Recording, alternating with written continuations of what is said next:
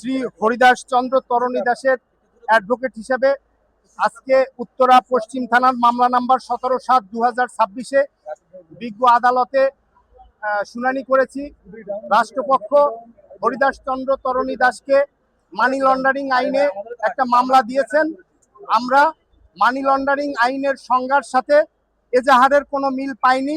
আমরা রাষ্ট্রপক্ষকে আমরা বিজ্ঞ আদালতকে সমস্ত কথা বলেছি। উভয় পক্ষকে বিজ্ঞ আদালত শুনেছে।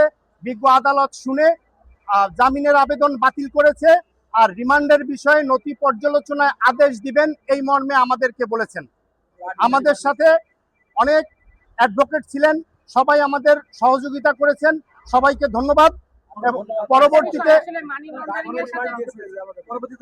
পরবর্তীতে আমরা জানতে পেরেছি যে ওনাকে আসামিকে নাকি 4 দিনের রিমান্ড দিয়েছে, যেটা আমরা ওপেন কোর্টে শুনিনি, আমরা লোকমুখে শুনতে পেরেছি। বিজ্ঞ আদালত পরবর্তীতে 4 দিনের রিমান্ড আবেদন মঞ্জুর করেছেন, সেটা আমরা পরবর্তীতে শুনেছি। উনি মানি লন্ডারিং এর সাথে জড়িত না, কারণ মানি লন্ডারিং এর যে সংজ্ঞা, সেই সংজ্ঞা এজাহারের সাথে কন্ট্রাডিক্টরি। এবং উনি যে ওনাকে যে টাকার কথা আপনারা বললেন যে কে দিয়েছে, ওনার হাজার হাজার ভক্ত, ওনার একটা বড় মন্দির আছে, সেই মন্দিরে হাজার হাজার ভক্ত আছে, সেই ভক্তরা বিভিন্ন সময় বিভিন্নভাবে তাকে এই টাকাগুলো প্রেরণ করেন। উনি কখনো বিদেশ থেকে কোনো টাকা আনেননি বা এরকম কোনো তথ্য এফআইআর এ নাই। আমরা বলতে পারবো না, কারণ এই বিষয়ে আমাদের কোনো তথ্য নাই, আমরা এই বিষয়ে কোনো উত্তর দিতে পারবো না। দুঃখিত, সবাইকে ধন্যবাদ।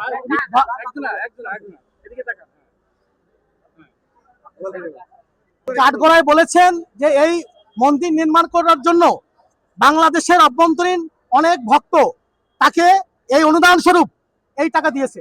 এখানে সে কোনো টাকা বিদেশে পাচার করে নাই কিংবা বিদেশ থেকে আনয়ন করেন নাই।